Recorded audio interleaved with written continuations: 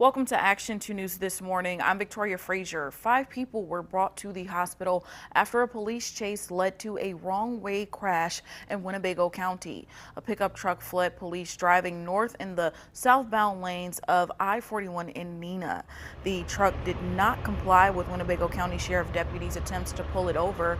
The truck hit 4 other cars during the pursuit, causing significant damage to all of them. This is a scene from last night. You can see first responders tending to a badly damaged pickup truck and sedan. The status of those involved is not yet known. We will first alert you with more information as it becomes available.